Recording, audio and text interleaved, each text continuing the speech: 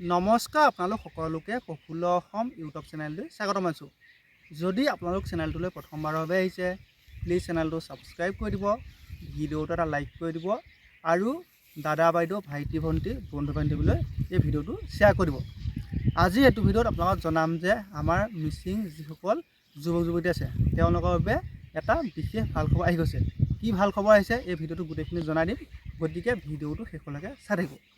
এতিয়া আপোনালোকৰ ধেমাজি কাৰেং চাপৰিত যি মিচিং ইউথ ফেষ্টিভেল হৈ আছে তাত যোৱাকালি ভাৰতবৰ্ষৰ মাননীয় গৃহমন্ত্ৰী অমিত শ্বাহ ডাঙৰীয়া উপস্থিত হৈছিল আৰু অমিত শ্বাহ ডাঙৰীয়াই যি ভাষণ ৰাখিছিল সেই ভাষণৰ মাজতে কৈছিল যে আমাৰ যিসকল মিচিং যুৱক যুৱতী আছে তেওঁলোকক পেৰামিলিটাৰী ফৌজত মানে অৰ্ধসামৰিক বাহিনীত বিশেষ সুবিধা লাভ কৰিব। এতিয়া বহুতে হয়তো পেৰামিলিটাৰী ফ'ৰ্চ মানে বুজি পোৱা নাই।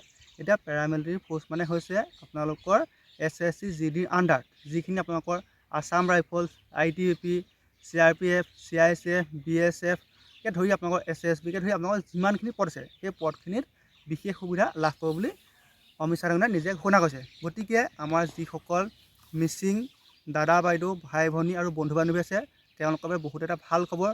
আপোনালোকৰ বাবে পেৰামিলিটাৰী ফ'ৰ্চত বিশেষ এটা সুবিধা দিম বুলি গৃহমন্ত্ৰী অমিত শ্বাহ ডাঙৰীয়াই নিজে ঘোষণা কৰিছে।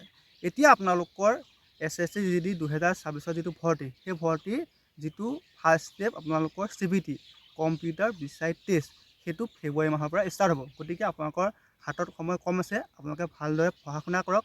আপোনালোকে যদি বিশেষ সুবিধা লাভ কৰে তেন্তে আপোনালোকৰ বাবে বহুত বেছি ভাল হ'ব। এতিয়া মই ভিডিঅ'টোত আপোনালোকৰ কেন্দ্ৰীয় গৃহমন্ত্ৰী অমিত শ্বাহ ডাঙৰীয়াই যিটো কথা কৈছিল সেইখিনি আপোনালোকক লগাই দিছোঁ, আপোনালোকে নিজে ভালদৰে চাই লওক। ধন্যবাদ।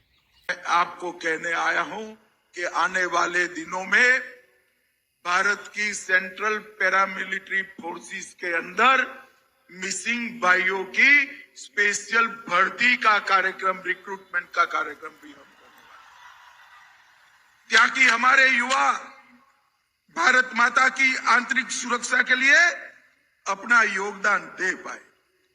बहनों, आज मैं आपको कहने आया हूं कि आने वाले दिनों में भारत की सेंट्रल पैरामिलिट्री फोर्सेस के अंदर